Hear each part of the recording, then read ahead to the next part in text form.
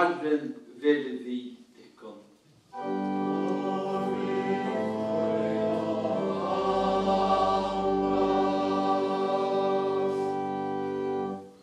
Og lät nokkun öll vilja.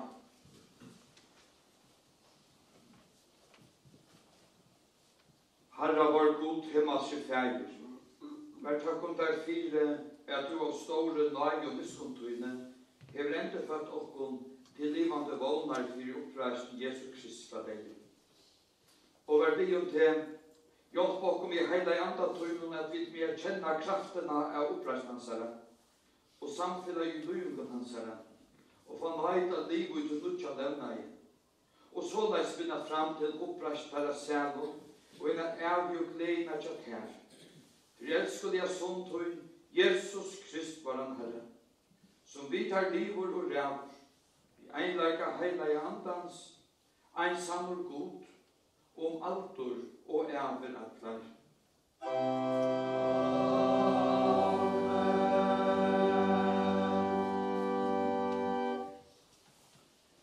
Og hesten heila i nestor stendte skriva over i salmen om, og han skriver i salmen 33, versene 5 og 6 og 8, og det var han så i Jesu navn.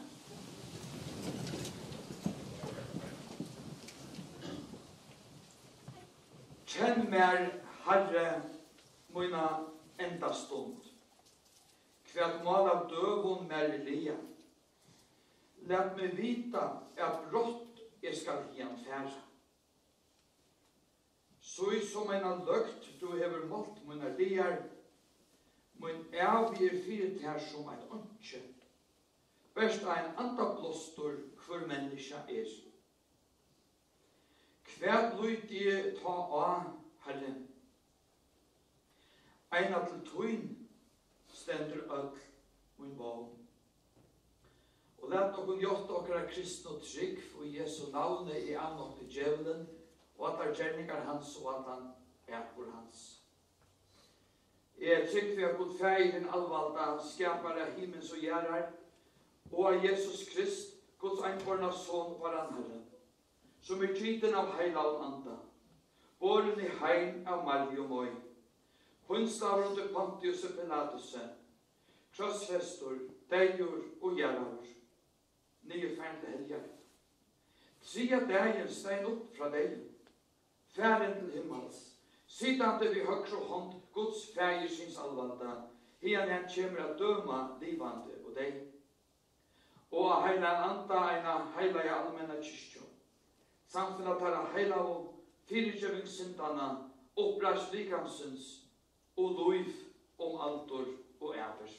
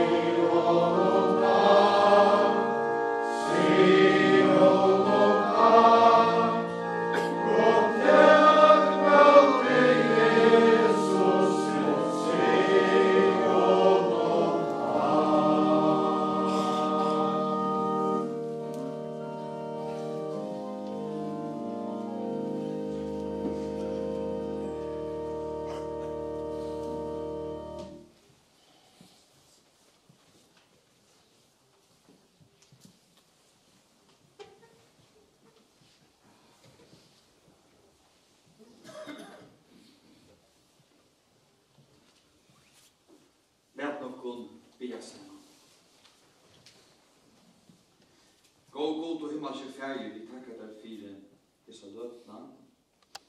Og vi takker til her som vi sunker just nu i sannsjonen for alt det. Du har gjort for oss. Takk Jesus for at du gav ut liv, for å gjøre oss liv. Og du reiser opp for å være tjo oss alle de her. Gå Jesus, åpenbæra for oss hver du erst, og gjør oss trygg og anlitt av det. Og hjelp oss såleis at halda fast ved det til okkara sørste stund. Amen. Nøye vil vittekon og frigjør fra gode feievaron og Herren Jesus Kristi. Amen.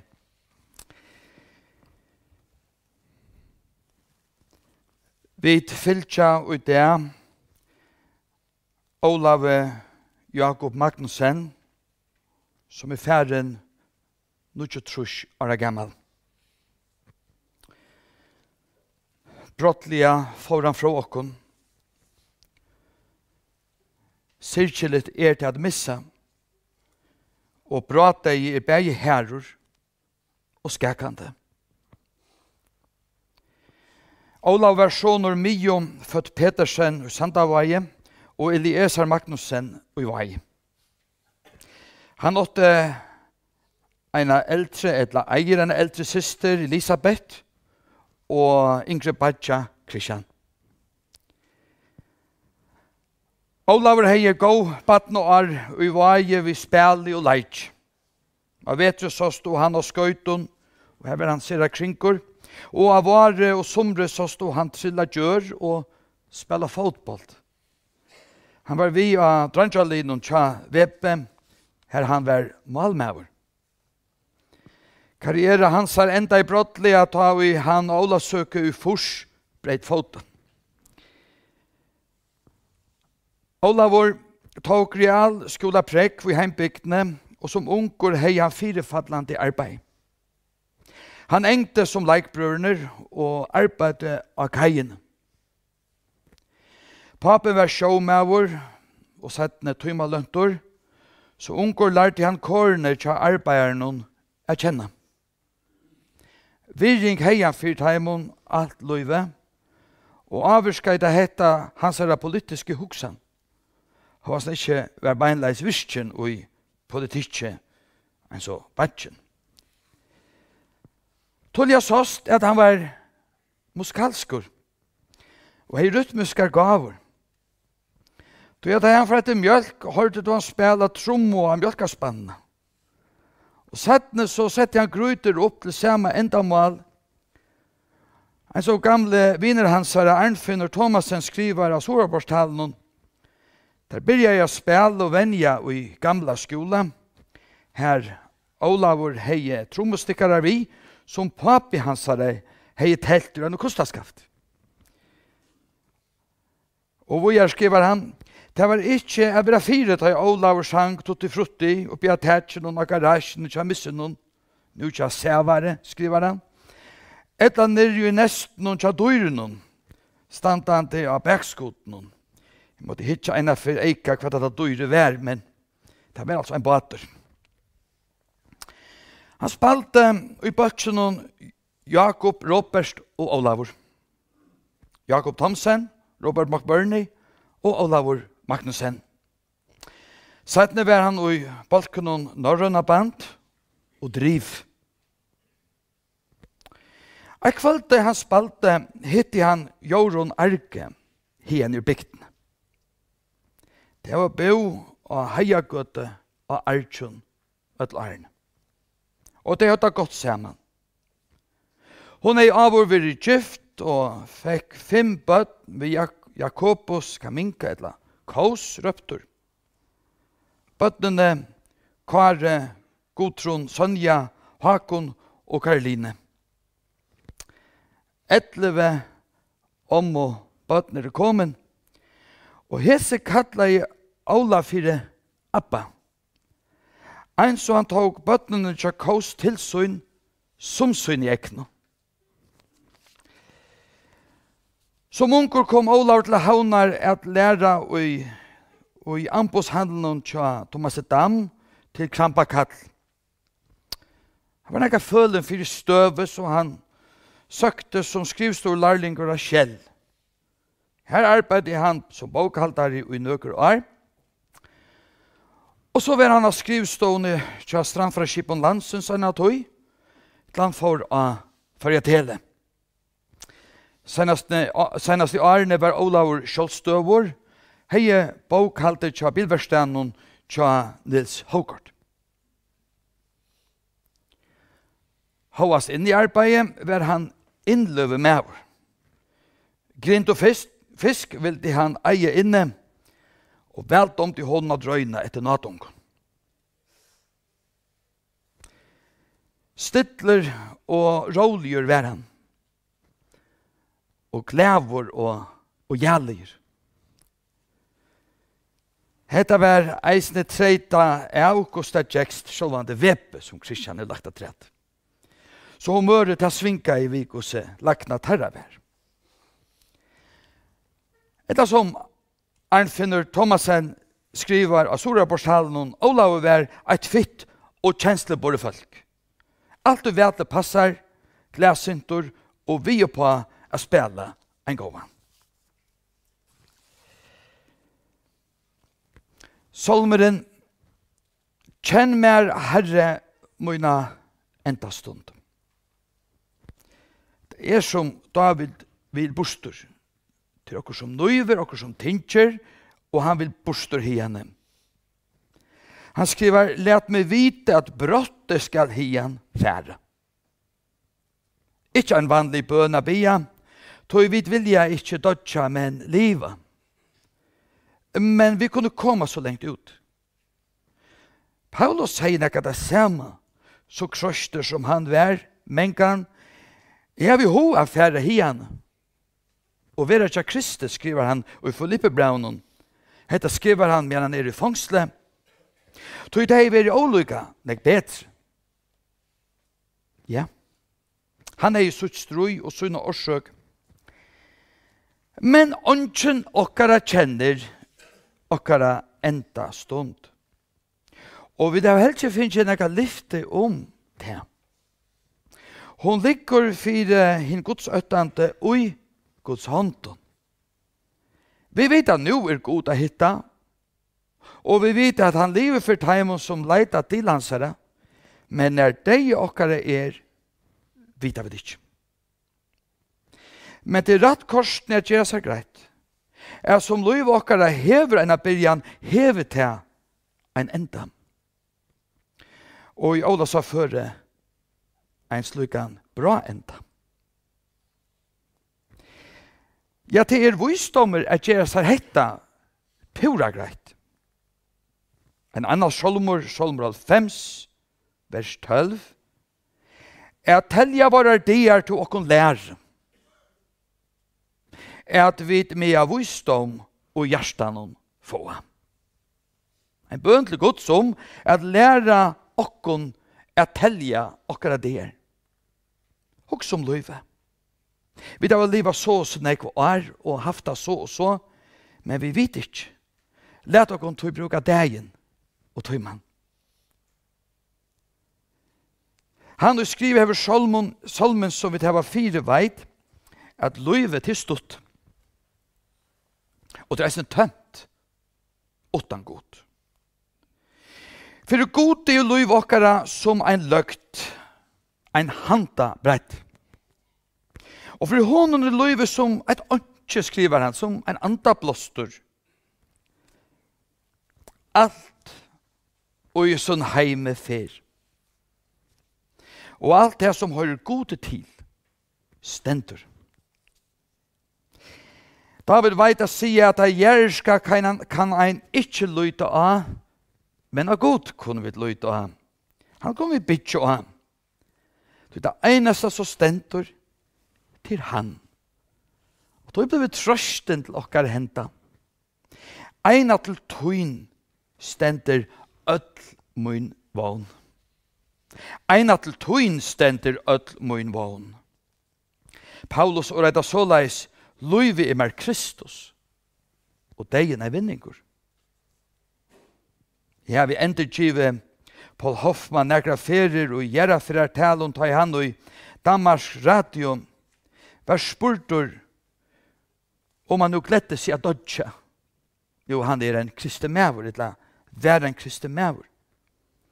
Paul Hoffmann sverra i nei, jeg gleder meg at liva. At liva. Hetta Løyve, skriver Johannes Jesus. Og man har lytta løte så færre vit av grøven at høyra oppreisnen og Løyve. Han som tror med skal liva om han så døys. Kvært lyte ta av herre, eina til tøynstender øtlmoin vån. Olavur og Jorun høtte glett seg at sleppa til Hollands et halvt fjærsøra dagen nu, 26. november. Mongon brester atlan. Olavur andas brottliga og i heimesøynun senasta månaden. Og så det om vi eisne kunne teka han vi, fylkesveiner Olavs, hundren leika. Ja. Kvønn morgon sett hun tjå honom vi han at morgon med og kvars kvöld skumpa i hon under han så det kunne færa en tur saman. Og da jeg nu vikne vitja i heime tja Jorun i Olave så kjente jeg da av hånden hon hvordan tryster han var her han lå under båren. Eisne han sirkjer. Gåar løtur hever Olavur haft saman vi bøttenen tja Jorune og badnabøtten hennara. Og det sier at vi ein mån hvordan fitter og råligur Olavur alt det vær. Ofta var det Jorun og Olavur i Hollande, og trusjar at dagen heltan i 2001, eisen saman vi Gentnon tja Jorune, Gudrune og Sonjo. Og i 2005 var Olavur saman vi Abbabøtten, Jesper og Sanno av Amsterdam Arena, her de så Ajax spela. Døttnar byggva vi familie og avvika vist og Utrecht og Groningen. Hakon bor i Bristol og i Englande, og Karolina, som eiter etter omsøyne hver sang vi just sunko, bor i Fredericia og i Jylland. Og så nukker fa år av enskon til det er strømt. Here we will greet all of you who are following us by the streaming this hour. May God bless you, Hakon and Caroline, and we will greet you, the grandchildren of Olavur in England, Denmark, and Holland. May God keep you and comfort you in your sorrow. Gå tid som etterskita Jorun og bøtten og badnabøtten. Tid har mist nekv. Eisen tid syskjen Olavs, Elisabeth og Christian. Tid var alt så vel og helt vel saman. Tog i familiekærer vær Olavur ta vidda tid og tryggvor og tid annars så var han eisen en gåur viner. Elisabeth og Christian tid har bo nærendes her og Arjun og har ofta vitja badjan og han var eisen badnakjenta tja systersyn. Eisen mot bøttuntikkara hever Olavur vært så gåur.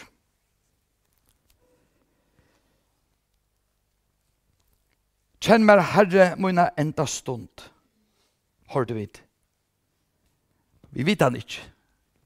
Men vi vet hva vi skal se dere alle da. Av god. Og som Karolina ikke så vel, sier hun takk.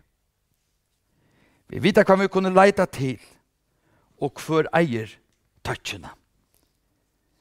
Vi takk og vi viring vilja vidt vi hesson åren lysa fri i minne, om Olav Jakob Magnussen.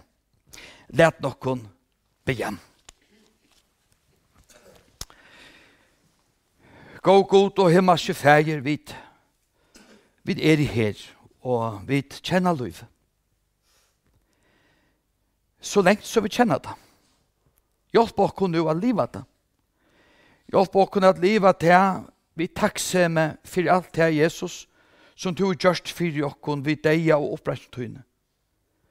Hjelp oss å søtte virre i øtlen tøy som du har givet oss fra baden og æren av. Og takk for livet som du gavst Olav. Takk for alt det som han opplevde og fikk, viner hans herre, og familie og starsfeller. Vi minnes den hese løtene og bia om trost for deg som sitter etter. Hjelp oss øtlån at heva heita som David yrste at sett okkar anlitt av te. Amen.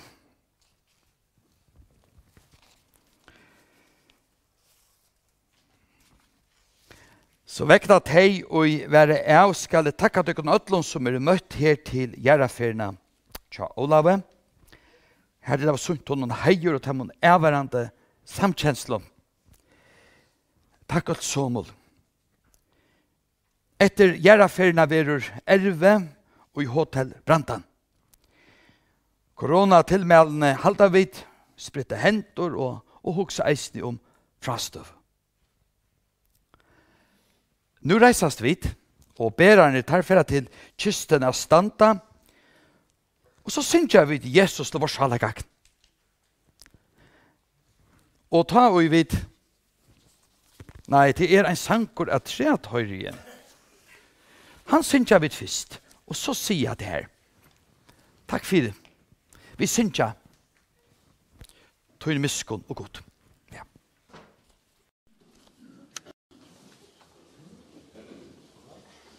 Oh